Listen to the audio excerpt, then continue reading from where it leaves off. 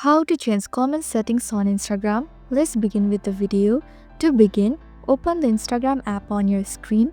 Now tap on the profile icon at the bottom right to head over to your profile. Once you are there, simply click on the three horizontal lines at the top right.